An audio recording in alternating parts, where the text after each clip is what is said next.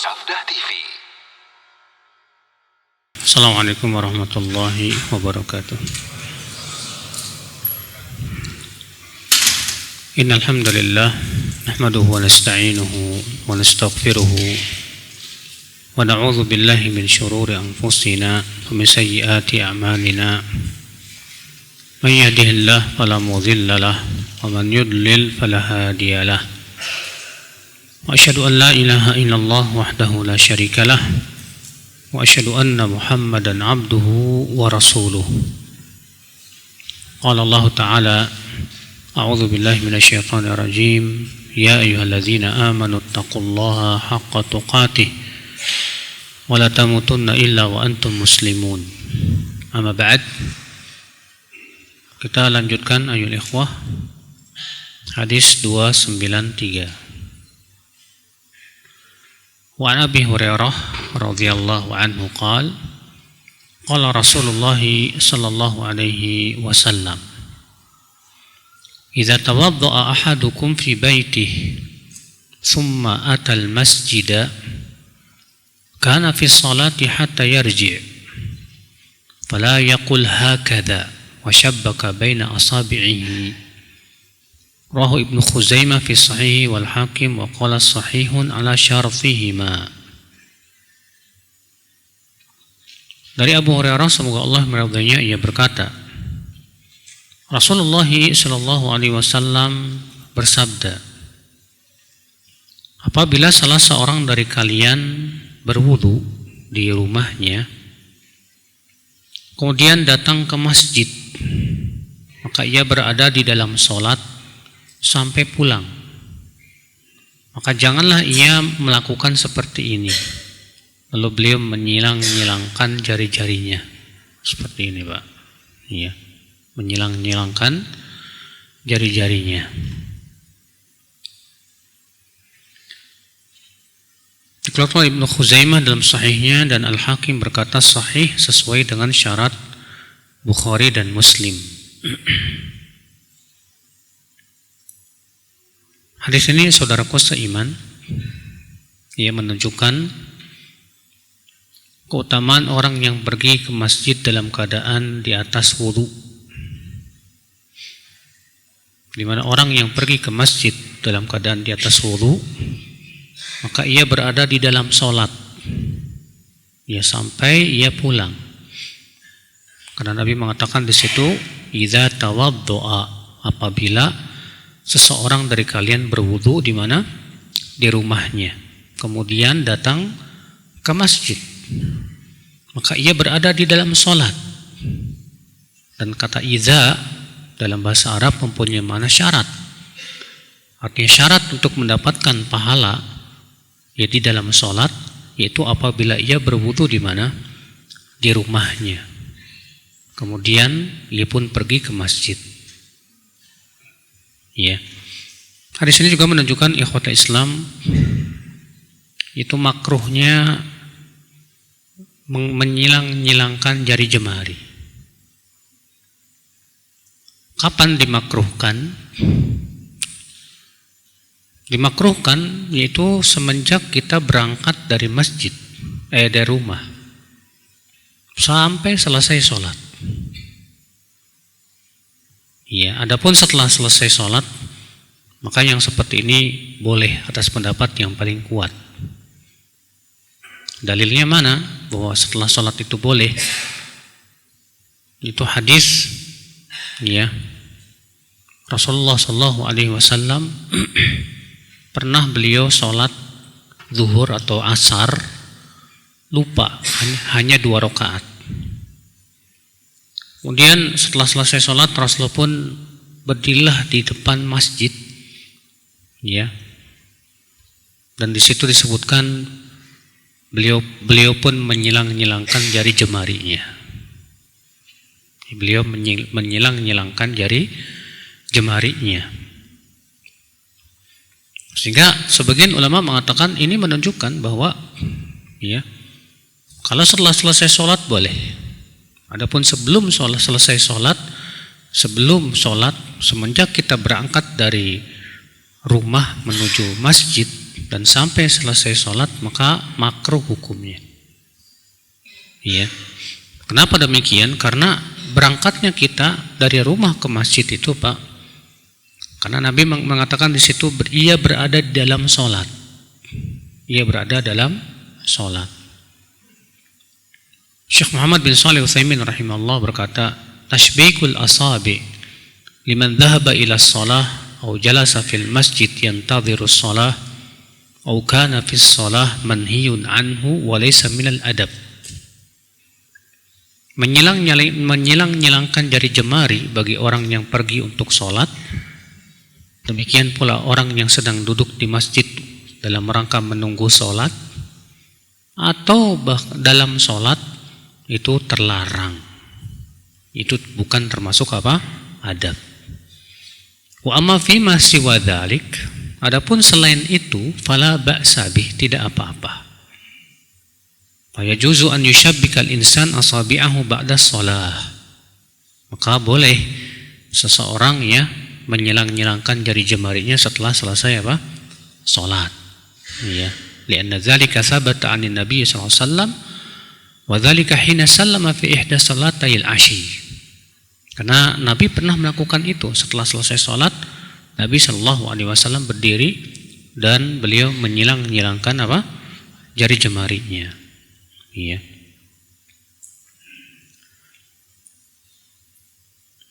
Hadis berikutnya,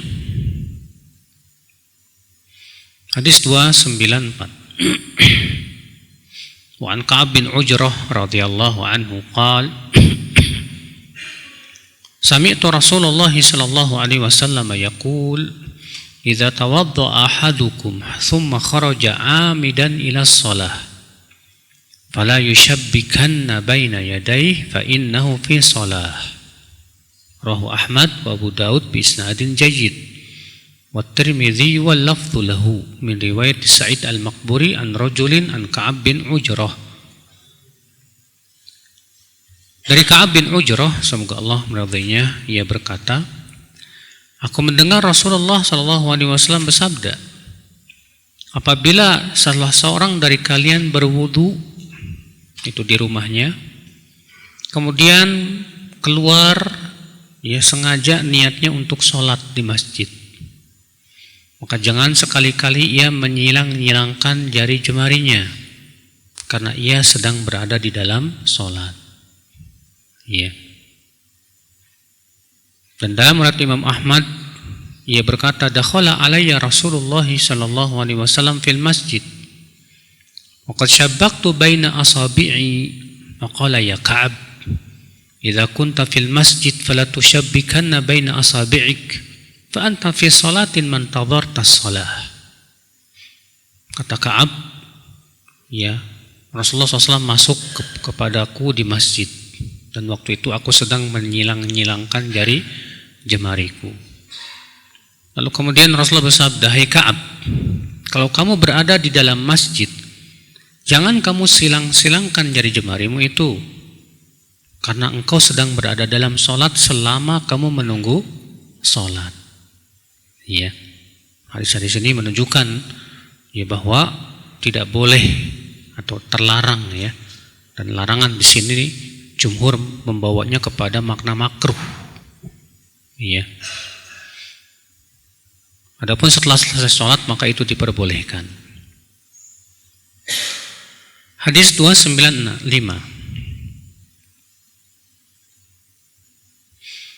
Warwa anhu ya'ni Ibnu Umar at-Tabrani fil Kabir anna an-nabiy sallallahu alaihi wasallam qala wala tattakhidhul masajida turuqan illa li dzikrin aw salatin wa isnadu at-Tabrani la ba'sa bih. Jangan kamu menjadikan masjid itu untuk jalan lalu lalang, kecuali untuk zikir atau sholat saja. Artinya, ya, kita hanya sebatas lewat di masjid dan masjid jadikan tempat lalu lalang aja, Pak. Ini tidak boleh, Pak. Dilarang oleh Rasulullah sallallahu alaihi wasallam, kecuali kalau kita sholat tahiyat masjid. Maka kalau kita sholat tahiyat masjid, maka nggak masalah. Iya, makanya terjadi ikhtilaf para ulama tentang hukum sholat tahiyat masjid. Apakah sholat tahiyat masjid itu hukumnya sunnah ataukah hukumnya wajib? Ya, 4 madhab, itu madhab Maliki, Hanafi, Syafi'i dan Hambali, mereka sepakat mengatakan bahwa sholat tahiyat masjid itu hukumnya sunnah, tapi sunnahnya sunnah muakkad, Pak. Iya.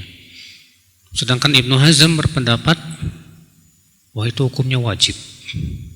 Dan ini yang dibela oleh Syekh Albani dan murid-muridnya. Alasannya kenapa? Alasannya pertama, ya, Nabi SAW melarang untuk melewat masjid kecuali kalau dia apa? Sholat. Dalam hadis yang sedang kita bahas ini. Yang kedua, Nabi bersabda, "Idza dakhala ahadukumul masjid fala yajlis hatta yusalli raka'atain." Apabila salah seorang dari kalian masuk masjid, jangan ia duduk sampai ia sholat 2 rakaat. Dan ini perintah. Sedangkan perintah pada asalnya kata mereka apa? Wajib. Dalil yang ketiga, Rasulullah ketika khutbah Jumat, lalu masuklah seorang sahabat yang bernama Sulaik. Lalu sahabat ini langsung duduk, Pak, tidak sholat tahiyat masjid. Lalu Nabi SAW bertanya, "As-shalaita raka'atain?" Kamu sudah sholat belum? Belum, ya Rasulullah. Kata Rasulullah, "Qum farka' wa tajawaz fihima." Bangunlah kamu, sholatlah ya 2 rakaat dan ringankan sholatmu. Kata mereka, mendengarkan khutbah Jumat itu hukumnya wajib. Tidak mungkin yang wajib gugur oleh yang sunnah. Sesuatu yang wajib itu biasanya gugur oleh yang apa? Yang wajib lagi. Atas dasar itu kata mereka ini menunjukkan bahwa sholat tahiyat masjid itu hukumnya apa? Wajib. Iya. Nah, ini dalil-dalil yang dijadikan hujah oleh mereka yang mengatakan bahwa sholat tahiyat masjid itu hukumnya apa? Wajib, Pak. Sementara jumhur berhujah dengan hadis-hadis, di antaranya hadis orang Arab Badui yang bertanya kepada Rasulullah tentang sholat apa yang diwajibkan. Kemudian Rasulullah bersabda, ya sholat 5 waktu. Lalu orang Arab Badui ini bertanya lagi, hal alayya ghairuha? Apakah ada sholat yang wajib atasku selain sholat 5 waktu? Kata Rasulullah, la, illa an tatawwa. Tidak ada, kecuali kalau kamu mau sholat sunnah. Kalaulah sholat tahiyat masjid itu wajib, tentu Rasulullah akan mengatakan apa? Ada. Itu sholat tahiyat masjid. Iya. Juga hadis tentang kisah 3 orang yang masuk ke masjid saat itu Rasul sedang ta'lim. Kemudian ada 3 orang masuk ke masjid, yang satu langsung duduk di depan, yang satu langsung duduk di belakang, dan yang satu lagi pergi. Setelah selesai ta'lim, Rasulullah bersabda, maukah aku beritahu kepada kalian tentang 3 orang tadi? Adapun yang pertama, ia duduk di depan, awa ilallah fa'awahullah. Ia berlindung kepada Allah, Allah pun lindungi dia. Adapun yang duduk di belakang, istahya minallah fastahyallahu min. Allah malu kepada dia, dan dia malu kepada Allah, maka Allah pun malu kepadanya. Adapun yang ketiga, a'rab, berpaling, pergi, fa'aradallahu an. Allah pun berpaling dari dia. Ya. Dan di situ Nabi tidak menyuruh orang yang baru datang ini untuk sholat tahiyat masjid. Kalaulah sholat tahiyat masjid itu hukumnya wajib, tentu Nabi akan memerintahkan seperti halnya Sulaik yang datang untuk apa? Ya. Ikhwatul Islam, saudaraku seiman. Nah, pendapat jumhur wallahu alam lebih kuat dalam hal ini, Pak. Ini pendapat imam madzhab yang 4, ya, bahwa sholat tahiyat masjid itu hukumnya sunnah, tapi sunnahnya bukan sunnah biasa, Pak. Sunnah muakkadah. Adapun Rasulullah mengingkari Sulaik Itu menunjukkan bahwa kita boleh mengingkari orang yang meninggalkan sunnah muakkadah. Ya, sebagaimana dikatakan oleh Al-Qurtubi, Allahu a'lam. Hadis 296 wa an Abdullah yani Ibn Mas'ud radhiyallahu anhu qala Rasulullah sallallahu alaihi wasallam sayakunu fi akhiriz zaman qaumun yakunu hadithuhum fi masajidihim laisa lillahi fihim hajah rawahu Ibnu Hibban fi sahihihi. Akan ada di akhir zaman suatu kaum yang obrolan mereka itu di masjid. Allah ya sama sekali tidak membutuhkan mereka. Apa maksudnya Allah tidak membutuhkan mereka? Sebagian ulama mengatakan ini kinayah ya, ada adami qabulil amal. Artinya tidak diterima amalnya itu. Ya. Di sini akhi menunjukkan makruhnya kita ngobrol tentang urusan dunia di masjid. Ya. Antum kalau ngobrol di masjid tentang poligami jangan, Mas. Iya. Antum ngobrol tentang bisnis di masjid jangan. Antum ngobrol tentang ya urusan dunia yang sifatnya duniawi ya. Maka jauhkan masjid dari obrolan dunia.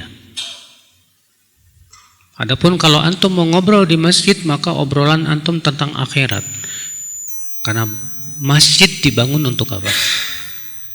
Ya, ketika ada orang Arab Baduy kencing di masjid, lalu kemudian para sahabat mengingkarinya, Pak. Kemudian Rasulullah bersabda kepada para sahabat, da'u, wala tuzrimu. Biarkan, jangan diputus. Ya, setelah selesai si Arab Baduy itu kencing, Rasulullah SAW menyuruh untuk membawa seember air, kemudian diguyurkan. Setelah itu Rasulullah bersabda, Pak, inna hadhil masajid lam tubna lihada wa innama tubna li dzikrillah wassalah wa qiraatil Quran. Ya. Masjid itu tidak dibangun untuk ini. Akan tetapi masjid dibangun untuk apa? Mengingat Allah, sholat, baca Quran. Nah, itu menunjukkan, Pak, ya, hendaknya di masjid itu yang kita lakukan adalah yang sifatnya ibadah. Adapun kita berbicara tentang apa namanya besok nyoblos nggak, ya jangan di masjid, Pak. Jauhkan masjid dari ya obrolan seperti ini. Makanya ya kita lihat banyak sekali orang-orang yang berada di masjid tapi ngobrolnya ngalor ngidul tentang urusan dunia. Di zaman Umar sengaja membangun sebuah tempat di luar masjid bagi mereka yang ingin ngobrol tentang urusan dunia. Iya. Tapi kalau itu sifatnya untuk kemaslahatan umat kaum muslimin, demikian pula yang sifatnya itu untuk ya maslahat apa namanya dunia dan akhirat, boleh, gak masalah. Kita masuk ke bab yang baru, at-targhib fil masyi ilal masajid siyama fi dhulam wa ma jaa fi fadliha. Anjuran untuk berjalan menuju masjid terlebih di kegelapan dan tentang keutamaannya. Hadis 297 an Abi Hurairah radhiyallahu anhu qala Rasulullah sallallahu alaihi wasallam salatul rajuli fil jama'ati tudha'afu ala salatihi fi baitihi wa fi suqihi 25 darajah wa dhalika annahu idza tawadda'a fa ahsana al-wudu'a thumma kharaja ila al-masjid la yukhrijuhu illa as-salah lam yakhtu khutwatan illa rufi'at lahu biha darajah wa hutta anhu biha khati'ah fa idza shalla lam tazal al malaikatu tusalli alaihi ma dama fi musallah Allahumma salli alaihi Allahumma arhamhu wa la yazalu fi salatin man tadhara as-salah Wa fi riwayatin Allahumma ighfir lahu, Allahumma tub alaih, ma lam yu'dhi fih, ma lam yuhdis fih. Rawahul Bukhari wa Muslim wa Abu Daud wa Tirmidzi wa Ibnu Majah. Salat seseorang berjamaah dilipat gandakan dibandingkan salat dia di rumah dan di pasarnya. Itu 25 kali lipat. Yaitu apabila dia berwudu, yaitu di rumahnya ya, lalu ia membaguskan wudunya, kemudian ia keluar menuju masjid, dan tidak ada yang membuat ia keluar kecuali sholat. Tidaklah ia melangkah satu langkah pun kecuali akan diangkat untuknya 1 derajat, dan digugurkan ia untuknya 1 kesalahan. Apabila ia sholat, ya, maka para malaikat senantiasa mendoakannya selama ia berada di tempat sholatnya tersebut. Malaikat berkata, Allahumma salli alaih, Allahumma arhamhu. Ya Allah, bersalawatlah kepadanya, ya Allah, rahmati dia. Dalam satu ayat yang lain, ya Allah, ampuni dosanya, ya Allah, beri taubat untuknya selama ia tidak menyakiti dan tidak berhadas. Dan ia senantiasa berada di dalam sholat selama ia menunggu sholat. Dikeluarkan Bukhari dan Muslim, Abu Daud, ya, dan Ibnu Majah. Sementara Imam Malik meriwayatkan dengan lafaz, man tawaddo'a fa ahsanal wudu, siapa yang berwudu lalu ia membaguskan wudunya, tsumma kharaja 'amidan ila shalah, kemudian ia sengaja keluar menuju sholat, itu di masjid, fa innahu fi sholatin ma kana ya'midu ila shalah, maka ia berada dalam sholat selama ia berjalan menuju sholat.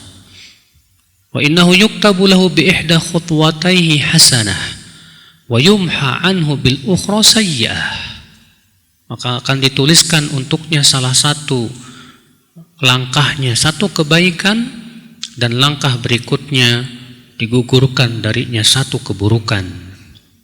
Fa idza sami'a ahadukumul iqamah fala yas'a, apabila salah seorang dari kalian mendengar iqamah, maka jangan ya tergesa-gesa.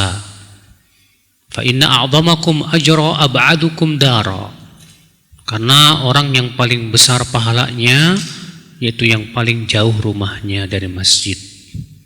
Qalu lima ya Abu Hurairah, lalu mereka bertanya, kenapa hai Abu Hurairah? Kata Abu Hurairah, min ajli kasratil khuta, karena paling banyak langkahnya. Iya. Dikeluarkan oleh Ibnu Hibban dalam sahihnya. Dan dalam lafaz Ibnu Hibban ia berkata, Rasulullah bersabda, min hin yakhruj ahadukum min manzilihi ila masjidi, dari semenjak ia keluar dari rumahnya sampai ke masjidku, farijlun tuktabu lahu hasanah, 1 langkah dituliskan untuknya 1 kebaikan, warijlun tahuttu anhu sayyi'ah, dan 1 langkah lagi menggugurkan 1 keburukan, hatta yarji, sampai pulang. Ikutlah Imam Nasai dan Al-Hakim dan Ibnu Hibban. Hadis-hadis ini Bapak, ikhwatul Islam, saudaraku seiman, ya, kita ambil faidah yang pertama, keutamaan sholat berjamaah. Terjadi perselisihan para ulama tentang hukum sholat berjamaah bagi laki-laki, Pak. Jumhur, ya, itu pendapat Malikiyah, Syafi'iyah, dan Hanafiyah, mereka mengatakan bahwa sholat berjamaah itu hukumnya sunnah, tapi sunnah muakkadah. Sedangkan Imam Ahmad pendapatnya adalah bahwa sholat berjamaah itu hukumnya wajib. Ya. Mana dalilnya bahwa sholat berjamaah untuk laki-laki itu wajib, Pak? Yang pertama, dalilnya seorang sahabat yang buta yang dikenal dengan nama Ibnu Ummi Maktum pernah minta keringanan kepada Rasulullah dan berkata, ya Rasulullah, Inni rajulun a'ma laisa li qa'idun yaquduni ilal masjid. Ya. Wahai Rasulullah, aku ini buta. Dan aku tidak punya orang yang menuntunku ke masjid. Bolehkah aku sholat di rumah? Tadinya Rasulullah mengizinkan. Ketika Ibnu Maktum pergi, dipanggil sama Rasulullah. Lalu Rasulullah SAW bertanya, atasma'un nida? Kamu dengar adzan enggak? Kata Ibnu Maktum, dengar ya Rasulullah. Kata Rasulullah apa? Fa'ajib, kalau begitu kamu harus datang. Bayangkan Pak, orang buta. Yang namanya orang buta itu termasuk orang-orang yang diberikan padanya apa? Udzur. Tapi Rasulullah SAW bertanya kepada Ibnu Maktum, kamu mendengar adzan enggak? Kata Ibnu Maktum apa? Iya, mendengar. Kata Rasulullah, fa'ajib, kalau begitu datang. Subhanallah. Dan Ibnu Maktum senantiasa datang, bahkan menjadi muadzinnya Rasulullah SAW. Iya. Bayangkan, beliau buta matanya, tapi hatinya melek. Di zaman sekarang banyak orang yang matanya melek, tapi hatinya buta. Iya. Bahkan disebutkan bahwa antara rumah Ibnu Maktum dengan masjid itu ada kandang binatang berbisa. Tapi tetap Ibnu Maktum pergi. Masya Allah. Iya. Kata Imam Ahmad, kalau orang yang buta saja tetap disuruh datang, apalagi yang apa? Yang melek. Maka ini menunjukkan bahwa sholat berjamaah untuk laki-laki hukumnya apa? Wajib. Mungkin pula hadis Rasulullah ingin membakar rumah orang yang tidak menyaksikan sholat berjamaah. Iya. Itu menunjukkan bahwasanya hukumnya wajib, bukan apa? Bukan sunnah. Ini pendapat yang paling kuat, ya, bahwa sholat berjamaah bagi laki-laki hukumnya apa? Wajib. Bahkan Rasulullah menyifati orang munafik itu seperti apa, Pak? Asqalus sholati alal munafiqin sholatul isya wa sholatul fajr. Seberat-berat sholat atas orang munafik sholat isya dan sholat apa? Subuh. Ya. Lau ya'lamuna ma fihima la'atauhuma walau habwa. Kalaulah mereka mengetahui bagaimana besarnya pahalanya, pasti mereka akan mendatanginya walaupun sambil merangkak. Berarti tanda orang munafik itu, Pak, malas-malasan sholat berjamaah, Pak. Iya. Makanya ikhwatul Islam, Ibnu Mas'ud mengatakan bahwa sholat berjamaah itu termasuk apa? Sunnah Rasulullah, ajaran Rasulullah. Lau taraktum sunanar Rasul la dhalaltum, kata Ibnu Mas'ud. Kalau kalian tinggalkan ya ajaran Rasulullah ini, kalian bisa tersesat. Ya, walaqad ra'aituna wa ma yata'akharu anha illa munafiqun ma'lumun nifaq. Sungguh kami dulu di zaman Rasulullah, kata Ibnu Mas'ud, kami memandang kalau ada orang yang tidak hadir di sholat berjamaah, maka orang ini munafik biasanya, ya, yang sangat kelihatan kemunafikannya. Bayangkan akhwat Islam. Dari itu ya akhi, ya, antum yang suka masih senang sholat di rumah, kalau antum ditawarkan duit, Mas, ini silakan pilih, mau 1.000 perak atau 25.000. Kira-kira antum milih yang mana, Pak? Gratis dua-duanya. Mau kalau antum pilih yang 1.000, orang bilangnya apa, Pak? Bodoh kamu. Disuruh milih kok. Mau dikasih 1.000 apa 25.000? Kita kalau urusan seperti ini pasti kita akan memilih yang gede dong. Kok urusan masalah akhirat Seakan kita itu nggak ada ketertarikan gitu Pak. Iya, nggak tertarik dengan pahala besar la ilaha illallah. Lebih senang sholat seperti para wanita di rumah dengan alasan katanya saya sholat berjamaah bersama istri saya. Apa demikian para sahabat berjamaah bersama istri-istrinya di rumah? La haula wala quwata illa billah. Bukan seperti itu mendidik istri, Pak. Pendidikan dalam rumah tangga itu adalah laki-laki pergi ke masjid. Perempuan lebih utama di mana? Di rumah. Tapi kalau mau ke masjid silahkan.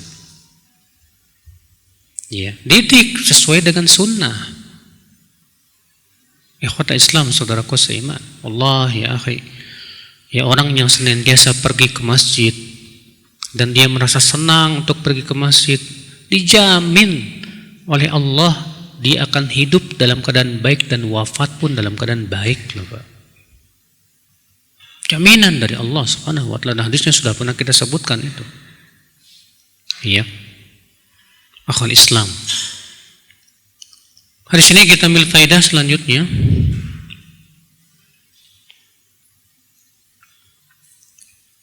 Hadis ini menunjukkan keutamaan berjalan menuju masjid untuk sholat berjamaah. Bahwa satu langkah menggugurkan satu dosa dan satu langkah menaikkan dituliskan padanya satu kebaikan. Dan yang sunnah itu jalan kaki Pak, bukan pakai mobil atau pakai motor Pak. Yang sunnah itu jalan kaki, ya. Tapi kalau antum males daripada antum di rumah, mendingan naik motor aja Pak. Terkadang ada antum, ya kok males banget ya, akhirnya nggak mau berangkat ke masjid. Udah kita katakan antum lebih baik naik motor. Tapi kalau antum bisa berjalan kaki ke masjid, wallahi itu lebih utama. Iya. Hadis ini kita ambil faedah akhi. Keutamaan orang yang berada di masjid untuk menunggu sholat. Apa keutamaannya? Yang pertama, ia berada dalam pahala sholat. Dan keutamaan yang kedua, malaikat mendoakan dia Pak. Masya Allah. Apa doa malaikat Pak? Allahumma ighfir lahu. Ya Allah, ampuni dia. Ya Allah, beri taubat kepadanya selama ia tidak menyakiti dan tidak berhadas. Berarti kalau kita di dalam masjid terus nyakitin orang Pak, iya, didoakan gak sama malaikat? Tidak. Ya, antum nyakitin orang dengan nyanyi-nyanyi di speaker. Ya, banyak masjid seperti itu. Nyanyi-nyanyi, sholawatan. Ya, bahkan terkadang nyetel murotal. Kita katakan ya akhi, ya, tidak boleh mengganggu orang lain walaupun dengan bacaan Al-Quran. Karena Nabi yang melarang begitu. Sebagaimana pernah kita sampaikan hadisnya dalam Abu Daud, bahwa Rasulullah SAW pernah masuk masjid dalam keadaan apa? Para sahabat sedang masing-masing sholat sunnah dan mengeraskan suaranya mereka masing-masing. Apa kata Rasulullah SAW? Ala inna kullakum munajin rabbah, fala yajhar ba'dukum ala ba'din biqira'atih. Ketahuilah, setiap kalian itu sedang bermunajat kepada Rabbnya. Maka janganlah sebagian kalian mengeraskan bacaannya mengganggu yang lainnya. Ikhwatul Islam, saudaraku seiman. Iya, jangan jadikan masjid sebagai tempat mengganggu orang, Pak. Maka orang yang mengganggu ya dengan hal-hal seperti itu, dia tidak mendapatkan doanya malah malaikat. Iya. Di sini kita ambil faedah adab pergi ke masjid. Itu hendaklah kita pergi ke masjid dengan sakinah, dengan tenang, Pak. Sampai kata Nabi SAW apa? apabila salah seorang dari kalian mendengar iqamah, fala yas'a, jangan tergesa-gesa. Iya. Nah, sebagian kita ketika lagi berjalan ke masjid terus mendengar imam mengucapkan waladhdallin, wah cepat-cepat biar dapat rukunya apa? Imam. Nah, ini yang dilarang oleh Rasulullah SAW. Pernah dalam riwayat Abu Daud ada seorang sahabat Rasulullah Sallallahu Alaihi Wasallam, ketika Rasulullah SAW meruku, tiba-tiba Rasulullah mendengar jalabata rijal, suara orang berlari gitu Pak. Kemudian setelah selesai sholat, Rasulullah SAW bertanya, siapa yang melakukan perbuatan tadi? Rupanya ada seorang sahabat yang bernama Abu Bakar. Aku, hai Rasulullah. Apa kata Rasulullah? Zadakallahu hirsan fala ta'ud. Semoga Allah menambah kepada kamu semangat. Jangan ulangi lagi perbuatan kamu itu. Dilarang, Pak. Makanya Rasulullah SAW memerintahkan kita ketika pergi ke masjid itu apa? Alaikum bisakinati wal waqar. Hendaklah kalian pergi ke masjid itu dengan penuh tenang, ya, bukan tergesa-gesa. Dilarang tergesa-gesa, ya, untuk mendapatkan rukunya imam misalnya. Hadis ini menunjukkan akhul Islam, semakin rumah kita jauh dari masjid, semakin besar pahalanya, Pak. Karena disebutkan dalam hadis ini ya, bahwa orang yang paling besar pahalanya adalah yang paling jauh rumahnya. Lalu Abu Hurairah ditanya, kenapa begitu? Kata Abu Hurairah, karena apa? Paling banyak langkah kakinya, Pak. Masya Allah. Iya. Kalau antum rumahnya misalnya dari masjid 200 meter, subhanallah, berapa langkah antum menguntung? Hitung bolak-balik tuh, Pak. Kalau 1 meternya 2 langkah, 200 meter, berarti sekali berangkat 400, pulangnya 400, 800, baru 1 sholat. Belum 5 kali sholat. 800 kali 5 berapa? Hah? 4.000. 4.000, bayangkan. Iya. Luar biasa, subhanallah. Maka dari itu ya akhi, ya, kita yang menginginkan pahala, jangan sia-siakan pahala yang besar seperti ini. Kita harus lebih semangat kepada pahala akhirat, Pak, daripada pahala dunia, Pak. Pahala dunia kecil ya akhi. Iya. Anehnya ya, kalau orang dipanggil hayya 'alas shalah, hayya 'alas shalah, jarak sedikit yang datang ke masjid. Tapi kalau diumumin, nanti habis sholat ada pembagian per orang dapat duit 2 juta. Itu masjid penuh tuh, Pak. Iya. Lebih semangat kepada dunia dibandingkan ketika mendengar apa? Pahala. Di mana keimanan mereka kepada kepada surga dan neraka, subhanallah. Kalau kita jujur beriman menginginkan surga, tentu kita lebih tertarik kepada pahala akhirat ya akhul Islam. Allah berfirman wal akhiratu khairu wa abqa. Akhirat itu lebih baik dan lebih kekal. Ya. Hadis berikutnya 298.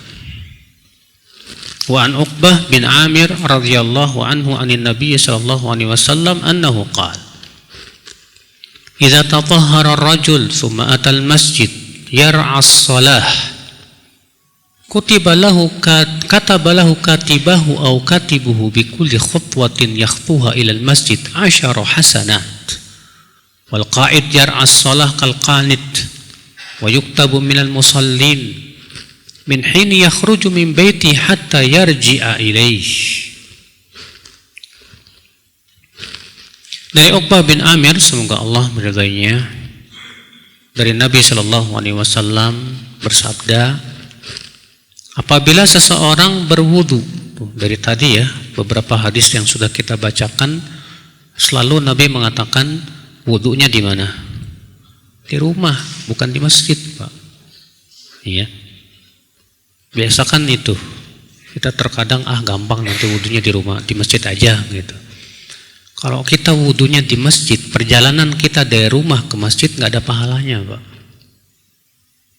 Karena untuk bisa mendapatkan pahala tadi, syaratnya Nabi sudah sebutkan di sini. Apabila dia berwudu di mana? Di rumah. Iya. Kata Rasulullah SAW, apabila seseorang bersuci atau berwudu, kemudian pergi ke masjid, yar'as shalah, karena tujuannya ingin sholat. Berarti kalau tujuannya bukan sholat, dapat pahala nggak, Pak? Enggak. Antum pergi ke masjid, ngapain? Ada janjian sama teman di masjid. Maka apakah langkah kaki kita dapat pahala? Tidak, sama sekali. Iya. Ini khusus kalau kita pergi ke masjidnya untuk dalam rangka apa? Sholat. Iya. Katabalahu katibahu, maka malaikat yang mencatat amalnya menuliskan untuknya untuk setiap langkah kakinya yang ia langkahkan ke masjid 10 kebaikan. Ya, namun kebanyakan riwayat yang menyebutkan ya satu langkah itu satu kebaikan. Ya. Sebagian ulama mengatakan bahwa terkadang ditulis oleh Allah sampai 10 sesuai dengan keadaan orang tersebut. Ya, ada yang ditulis satu setiap langkahnya, bahkan ada yang ditulis 10. Ya, apa yang mempengaruhinya, Pak? Mempengaruhinya tentu yang pertama keikhlasannya. Semakin ikhlas berharap pahala Allah, demikian pula kesesuaiannya dengan sunnah. Karena amalan kita itu, Pak, semakin amal kita sesuai dengan sunnah, maka pada waktu itu amal kita lebih apa? Besar. Contoh misalnya sesuai dengan sunnah seperti apa? Tadi kita berjalannya dengan tenang, sambil kita banyak zikir.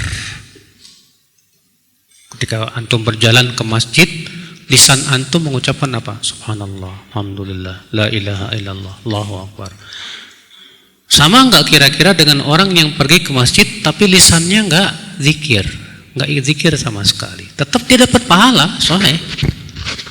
Tapi beda tentu dengan orang yang sambil berangkat ke masjid sambil dia apa? Zikir. Ya. Makanya disebutkan dalam sebuah riwayat yang hasan, salat yang paling utama adalah yang paling banyak mengingat Allah padanya. Puasa yang paling utama adalah puasa yang paling banyak mengingat Allah padanya. Tuh lihat. Iya. Artinya semakin ibadah kita banyak mengingat Allah, berarti semakin apa? Semakin besar pahalanya di sisi Allah Subhanahu wa taala. Syekh Utsaimin rahimahullah, Pak, disebutkan bahwa rumah beliau ke masjid itu 2 kilo. Dan beliau berangkat ke masjid jalan kaki sambil murojaah hafalan. Masya Allah, antum kalau rumah antum dari masjid 1 kilo jalan kaki sambil murojaah, kan ajib. Baik, kita tutup. Subhanakallah bihamdik, syahadu an la ilaha illa anta astaghfiruka wa atubu ilaik. Assalamualaikum warahmatullahi wabarakatuh.